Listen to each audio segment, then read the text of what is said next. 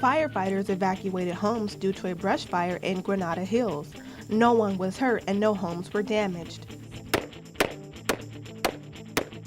Parents at a Van Nuys school have been talking about an educational pamphlet regarding gun safety. Volunteers pitched in at the Los Angeles River for the annual cleanup. This is Valley View News. Hello and welcome to this week's Valley View News. I'm Lorena Mejia. I'm Dianis Lopez Reyes. A 7.8 earthquake in Nepal has killed more than 4,000 people. Among those killed were 4 Americans in the Mount Everest region. Officials expect the death toll to go much higher. Rescue crews and aid groups were working to reach survivors, but the roads were clogged with traffic. The earthquake has left nearly 1 million children in need of humanitarian aid. Flames spread through the San Fernando Valley as 2 brush fires broke out near the 12,000 block of Highwater Road. Valley View's Samantha Benitez reports. 10 homeowners in Granada Hills were evacuated when a wind-driven brush fire burned near their homes. The fire broke out in a suburban neighborhood about 20 miles northwest of downtown Los Angeles. CSUN graduate Ted Monet said he received a call this morning and rushed straight home to make sure his family was okay. Well, my parents live across the street here, and my brother-in-law called me up. There was a bunch of smoke coming from this area, so he came through here. Happened to be a fire behind these homes, and somehow or another, from the wind and everything, the embers caught up the back of their backyard, basically the hill over there, and super dry. So that thing kind of lit up pretty quickly, so shot over here to try to get my dad out. Around 200 firefighters used water-dropping helicopters to fight the bulk of the blaze in nearly an hour and a half before they beat back the flames and were able to send some units home. There are about 20 firefighters on the scene reportedly. No damage to any of the homes and no injuries sustained at this time. Reports say heavy flames were first spotted burning on a hillside near a mansion before a line of firefighters began spraying water to protect them. Granada Hills resident Jeff Whittings says he saw smoke and flames while driving on the 118 freeway. I saw a big plume of smoke and knew that my in-laws live in the neighborhood, so I immediately drove over this way, check on my father-in-law who doesn't drive. It's what got me into the neighborhood, and here I am. Fire officials reported they have the fire under control. There's no updated acreage on either of the 2 fires that we have going below the New Home Pass in the Mission-Hill Granada Hills area. The good news, no injuries, no structures damaged. The cause of both under investigation and no final acreage figure. In Granada Hills, I'm Samantha Benitez with Valley View News. President Obama has not officially recognized the Armenian genocide. This follows the policy of past U.S. presidents. But during his presidential campaigns, Obama promised to use the word genocide. Other Western nations have recognized the genocide, and Pope Francis has taken a moral position in recognizing it. Historians estimate up to 1.5 million Armenians were killed in violence that many scholars view as genocide by Turkish forces. Turkey has always refused to acknowledge the killing as genocide, saying that the Armenians died as a result of conflict in World War I. Thousands of people attended the funeral of Freddie Gray, who died of a spinal injury while he was in the custody of Baltimore police. Violence erupted on the streets of Baltimore after the funeral as protesters clashed with police. Maryland's governor declared a state of emergency and activated the National Guard. Many people arrived at the new Shiloh Baptist Church to pay final respects. A police report says that while Gray was transported in a police van, he did not get proper medical care. Meanwhile, Baltimore police say 7 officers were seriously injured in the violence following the funeral. They say there were reports of protesters setting small fires. Stories about children and guns often end in tragedy. Ken Harvey reports on how an organization is working to prevent accidents. Parents at Children's Community School are talking to their kids about guns. The Talk Project is a pamphlet created by the organization Women Against Gun Violence that gives families information to help start conversations. It just opened up some great discussions, between me and my husband, and then we've had a couple little conversations with the girls, but it was really eye-opening for me. It had just never occurred to me to ask that question. One of the questions she asked her 1st and 4th grade daughters was, what would you do if you see someone with a gun? They're pretty clear on the fact that they're supposed to get out of there and let an adult know and, call me or whoever's house they're at. A gun can be removed from a safe, loaded, and fired within 6 seconds. About 2 children die each week in unintentional shootings, and the Talk Project hopes to reduce that number. Children's Community School Director Neil Wrightson says just as students learn their ABCs, they should also learn about gun safety. If you're talking about children wearing helmets when they ride bicycles, I mean, that's potentially a life-saving safety issue. And I think this is exactly the same thing. WGAV spokesman Josh Stepikoff says his organization will send gun owners locks for free. We just want to make sure that everyone's guns are stored safely. We're not encouraging anyone to get rid of their guns. We're just saying, if you're going to have it, be smart, be safe, lock it up. In Van Nuys, I'm Ken Harvey, Valley View News. Loretta Lynch officially became the 83rd Attorney General of the United States and the first African-American woman to hold the post. Lynch was previously the U.S. Attorney for the Eastern District of New York. She succeeds Eric Holder, whose 6 years at the Justice Department were marked by a difficult relationship with Congress. Assemblyman Mike Gatto wants to ease the carpool lane rules on parts of the 134 and 210 freeways. Valley View's Ashley Guzen reports that many Southern California residents like the idea. Single occupancy drivers are now one step closer to veering into the carpool lane along two of Southern California's busiest freeways.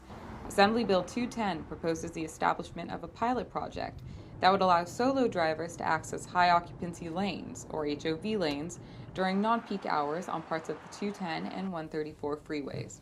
California Assemblyman Mike Gatto, the man behind the bill, said in a press release, "Carpool lanes are intended to increase the capacities of our freeways.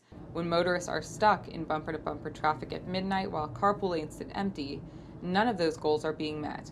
It just doesn't make sense." Many freeways in Northern California have already adopted the flexible carpool lane law, which some residents here in Southern California think is a good idea. I drive to school every single morning, and there's usually no one in the carpool lane ever. And it would be really beneficial for me if I could use the carpool lane because I would be able to get to and from school a lot faster. It overall just be very beneficial. According to a report by Caltrans, the lanes have been recorded as underused during times outside of rush hour. That would just help out a lot because, there aren't enough lanes on the freeway and there are a lot of slow drivers who drive in the fast lanes, so just make it easier. State legislatures originally passed the bill in 2013, but it was later vetoed at that time by Governor Jerry Brown. When the bill was first considered back in 2013, it was estimated that changing signs and creating more places to enter and exit the carpool lane will cost the state up to $360,000. The areas covered under Gatto's pilot program would include the 134 freeway from Studio City to Pasadena, including Burbank and Glendale, and the 210 freeway from Pasadena to Glendora, including the San Gabriel Valley communities of Monrovia, Duarte, and San Dimas. In Northridge, Ashley Goosen, Valley View News. Bruce Jenner became an Olympic champion in the Summer Games of 1976 after he took the gold medal for the decathlon in Montreal. Recently, Jenner said that he considers himself a woman and that he struggled with his gender identity since he was a child. E! says it will air a new documentary series this summer about Bruce Jenner's transition from male to female. Fans are waiting to witness the transition of the former Olympian. Coming up, we check the Clippers' performance in the playoffs. Also, Valley View's Araceli Solis reports on a zip line that may be built in the Hollywood Hills. Wow, these are really good. You act surprised.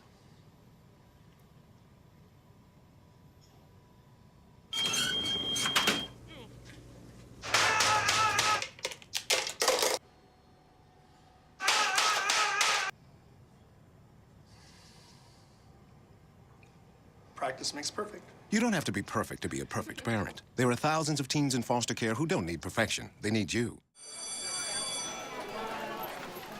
Come on, let's go. Just a minute, I gotta finish this. Wait, you're gonna post those pictures of Mary? Yep. She thinks she's so hot. But her mom and dad will see them. Her grandmother, her little sister, everyone she knows, it's gonna kill her. Who cares? Just a couple of pictures. It's no big deal. No big deal? Don't. This has gotta stop. Okay, so what would you bring to my company? What do you need? I need problem-solving skills. I got through high school without a car, a phone, or a computer. No college degree, though. Not yet, but life's taught me a lot, and I'm ready for more. Well, you're not the typical kind of candidate that I hire. But you are exactly what I'm looking for. Your company could be missing out on the candidates it needs most. Learn how to find a great pool of untapped talent at gradsoflife.org. We'll pass it over to Vanessa Escalera for your sports updates and the latest on the NBA and the NHL playoffs. Thank you, Dianese. The playoffs bring out the best and worst in teams in all sports. 3 teams had no luck in the first round of the NBA playoffs. The New Orleans Pelicans, Boston Celtics, and Washington Wizards were swept in 4 games. In the Clippers' case, their Game 4 victory swings momentum to their side. Chris Paul led the way with 34 points and 7 assists. Blake Griffin added 20 points and 19 rebounds to record another double-double. Austin Rivers set a career high off the bench, scoring 16. The Calgary Flames have been good at answering challenges all season long. They now face a big one against the Anaheim Ducks in the second round of the Stanley Cup playoffs.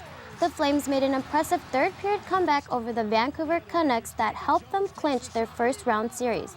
Calgary will open up their series against the Ducks at the Honda Center, where they've lost 20 games in a row. The Los Angeles Angels hosted the Texas Rangers and failed to complete the sweep. Texas jumped ahead over Rougned Odor was hit by a pitch with bases loaded. Mike Trout tied things in the 7th after launching one into the rocks in left center. After tying the game in the 9th, Leonis Martin hit a game-winning home run in the 11th. Texas left Anaheim with a familiar face as they reacquired Josh Hamilton. He reportedly began using drugs and alcohol again in the off-season. Many people visit Runyon Canyon every day for its stunning views and hiking trails, but soon visitors might be able to choose between hiking or gliding through Runyon. Valley View News reporter Araceli Solis has more details on the proposed zipline project. For many years, Runyon Canyon has been a popular place for tourists, locals, and their 4-legged friends to go on a hike and enjoy amazing views. But soon, hiking might not be the only thing people can do there. 2 local businessmen, Jeff Pruitt and Ryan Woods, are trying to bring a 2,900-foot zipline to Runyon. For $50, people will be able to glide down and drop 500 feet into the canyon.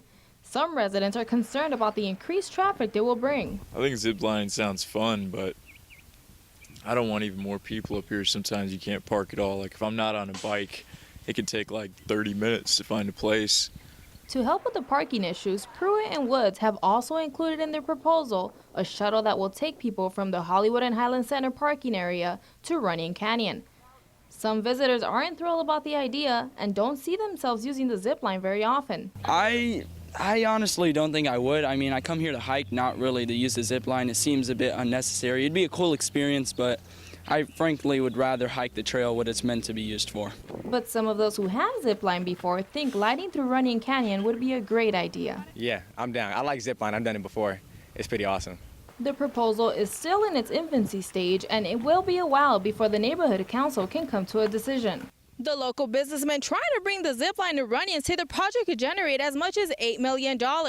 If the proposal moves forward, they are planning on donating $700,000 to make improvements to Runyon Canyon.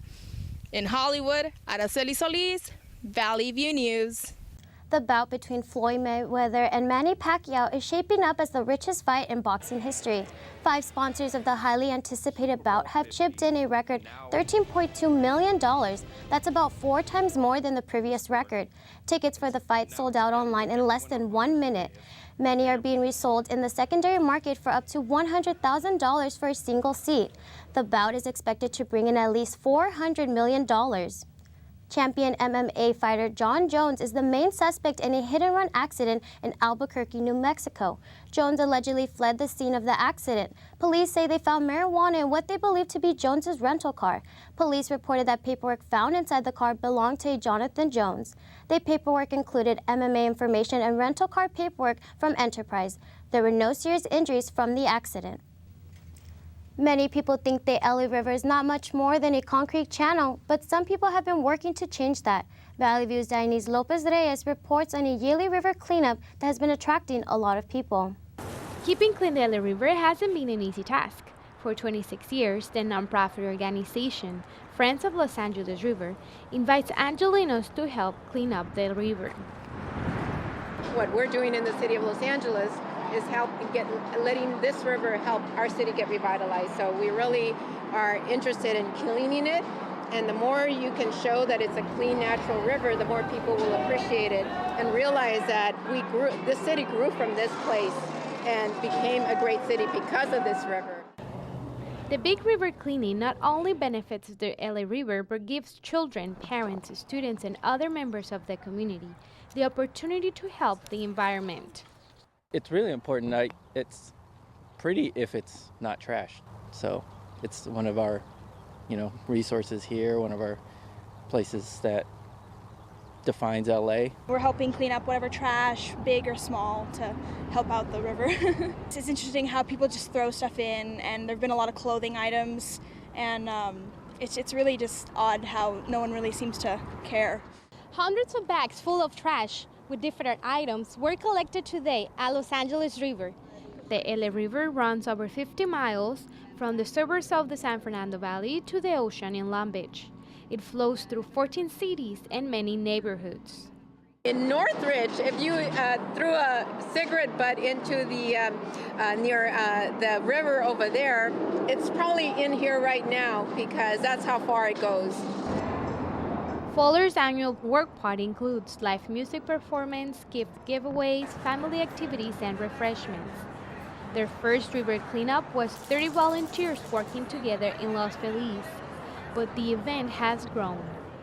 In Los Angeles, Dianis Lopez Reyes, Valley View News. The Wimbledon Tennis Championship has banned the use of selfie sticks. This is not the first time the selfie portrait-taking devices are being prohibited. Museums, stadiums, and music festivals all across the world are banning the devices. A British newspaper, the Sunday Times, reports the selfie stick ban will help prevent any interference with other spectators' enjoyment. That's all for sports. Now back to Lorena and Dianis. Up next, we see now a mural artist is making Pacoima a more colorful place and inviting others to join him.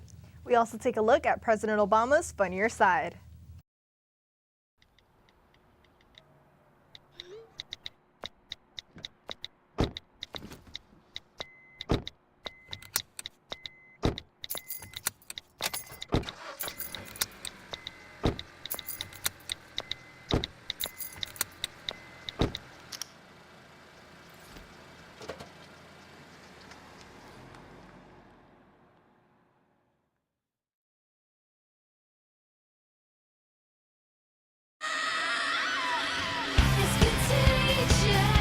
You love their music.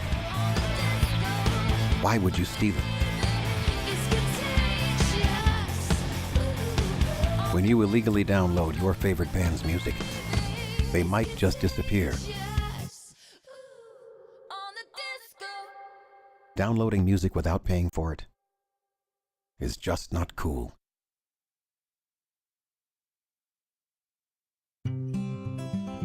NFC, AFC, offensive linemen, defensive tackles, quarterbacks, and cornerbacks are all living united to ensure the academic success of millions of kids in our communities all the way to graduation day. But that won't happen without you. So take the pledge at unitedway.org. Make a difference in the life of a child. Suit up like your favorite NFL players and become a volunteer reader, tutor, or mentor with United Way. Let's send it over to Araceli Solis, who has the latest scoop in entertainment. Thank you, Lorena. Actor Sawyer Sweeten has died at the age of 19. Authorities say he died of a self-inflicted gunshot wound. Sweeten reportedly shot himself on a family member's front porch in Texas. He was best known for his role Jeffrey Barone in Everybody Loves Raymond, where he starred alongside his twin brother. The sheriff's office did not immediately release further details due to an ongoing investigation. Sweeten's family has asked for privacy and encourages people to reach out to their loved ones. Born to Act Players is a unique performing theater company for actors with disabilities. Oswald Judy talks to the owner who teaches the students. Thank you. Today I have the founder and director of the Born to Act Players, Miss Mary Rings. Thank you so much for being here today. I'm thrilled to be here. Thank you for inviting me. So tell me more about Born to Act Players. Well, it's my acting company, and I've had it for 20 years. I have between 30 and 35 students and 10 assistants, 10 to 12 assistants, many of them professional actors, and my students have disabilities. They have a large range of disabilities. I started it 20 years ago because I have a son with Down syndrome, and I was an actress, and 2 different friends of mine said I should start an acting class for my son Casey and his friends, and I thought, well, this has to be from God. One of them offered me a space for free, 1 day a week, and another one offered to get me students. So that was the birth of it. It started with 8 students. I have 6 of my original 8 back in the company from 20 years ago. And we do all kinds of shows. We do Shakespeare, we do original shows, we do musical shows, we do improv shows. We did Our Town. It's the most fun you can have. It's absolutely amazing, the energy and the love. And my student has Down syndrome, but I have them with CP, Asperger's, seizure disorders, a lot of different types of disabilities. I now have a blind boy that just joined my group. We inspire people, you know, they've come so far, all kinds of prejudice like fear, you know, and not understanding them. They used to always be put into homes away from their real homes, and they are so delightful and talented, and they're working in the business in television and film. They're getting hired because they're talented, they're trained, they're confident. So tell me more about the groups. Do you usually specify them for ages or other things? Well, I have 3 different groups, and my group, the largest group, it's a 3-hour class, is my Born Act players, and they range in age roughly from, I would say, 17 to 45. And then I have a junior Born Act players that is, the youngest is 9. I have 2 9-year-olds, but mainly they're in late teens, early 20s. And then I have a new class that I have at DSALA, the Down Syndrome Association of Los Angeles, for little ones, and they're from 5 to 12. I know we're giving hope, and what better thing can you give? You know, these are God's children, and well, you saw they're so happy to be there, aren't they? And they're expressive and lovely, and they're talented, they're smart, and I feel very honored to be able to work with them. A lot of times we've seen such changes in them, huge changes, you know, like they come and they're quiet or they're self-conscious, and then all of a sudden they're turning into this fierce, you know, amazing actor. It is a life-changing experience.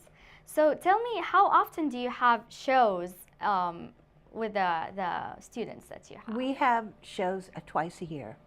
And the rest of the time we're having class, and it's just fun. We do improv every week also, but 2 shows a year keeps us busy, you know, because we only meet once a week. I've done so much theater, you know, and you rehearse 5 nights a week, you know, from 7 to 10, but we only rehearse once a week. So to put a show up, it takes a little time, but it's so worth it. So thank you so much for coming here. I really appreciate it. Oh, you're so sweet. God bless you. Thank you for having me. No problem. Back to you guys in the studio. President Barack Obama used the annual White House Correspondents' Dinner to show off his sense of humor. The commander-in-chief also brought out his anger translator, Luther, to help get his point across and unload some of his frustrations. In our fast-changing world, traditions like the White House Correspondents' Dinner are important. I mean, really? What is this dinner? And why am I required to come to it? The president also threw out comedic punches at Hillary Clinton, Dick Cheney, and Joe Biden. Artists usually take ownerships of their creation, but a painter in Pacoima doesn't see his work that way. Valley View reporter Lorena Mejia visited the muralist and his many helpers. Poverty affects many people all over Los Angeles, which makes it difficult to find artistic resources. Neighborhoods like Pacoima don't have schools or museums for local artists, but they do what they can with what they have. Artists like Levi Ponce have slowly transformed the neighborhood with art, giving everyone a chance to paint with him. We find a location that needs some love, and we come and give it some tender love and care with plenty of volunteers that are working for no money They're just here because they want to see an improvement in their community. He also brings together those who would most likely not come in contact with each other on a daily basis. Volunteers such as graffiti artists, known as taggers, usually help and later watch out for any other taggers looking to vandalize the art. You got kids, you got taggers, and if you don't got taggers, you might have their mom out here, you might have their cousin out here, and why would you destroy something beautiful that you helped create? Residents of Pacoima say they like the art, and it's a great change for the neighborhood. Instead of all that, graffiti and things like that, I mean, this looks nice and people will like it. Kids love it. Artists like Levi have cheered up the streets that were once notorious for their violence. There has been more diversity, tolerance, and free expression, which have helped lower crime rates. It's very, very nice, and I couldn't be prouder to see Pacoima in a positive light. And I hope it keeps happening because we have nothing but good people here. People have come together to create pieces of art like this and have plans to continue adding a little more color for a brighter future. In Pacoima, I'm Lorena Mejia, Valley View News. Stars came out in Burbank to celebrate the 42nd Daytime Emmy Awards. The show was hosted by supermodel Tyra Banks. The former Victoria's Secret angel showed off her new pixie cut hairdo at the awards show. Betty White received a Lifetime Achievement Award. She's 93 years old. Many were surprised when NBC's Days of Our Lives and CBS's The Young and the Restless tied for Outstanding Drama Series. The Brewery Arts Complex in Los Angeles is both a home and workplace for hundreds of artists. Valley View reporter Ajwa Al-Judi tells us more about it. More than 500 artists opened their homes to the public and allowed them to browse and buy their artwork. The Live and Work Colony opened its door for free twice a year. In its opening day, thousands of visitors attended the world's largest art complex from all over the nation. This is a major event. There are about 300 studios, about 100 of them are open. I understand this is the largest art colony in the country, maybe in the world. There are people from every part of the earth, of any age, any discipline. It's really a mix of people that makes it very wonderful and fun. Meeting the artists in their own studios and talking with them about their work is what makes the experience so interesting. Being in someone's studio, I feel like it's just so different from just being in the art gallery, because in a way we kind of get to kind of almost feel like their creative energy is flowing through, like their inspiration. You can just almost see it in the walls sometimes, way beyond just the picture itself. Artists create different types of artwork, from painting and sculpture to photography and architecture. Each artist sends a message through their work. A lot of my work has to do with culture and people's basic misunderstanding of culture. A lot of my work involves language, and particularly, non-English language. Having diverse artists in one place is what makes the Brewery Art Walk remarkable. From downtown Los Angeles, Ajwa Al-Judi, Valley View News. That's a wrap for entertainment. Now back to Lorena and Dayanis. That's all for this edition of Valley View News. I'm Lorena Mejia. I'm Dayanis Lopez Reyes. Have a great rest of your week.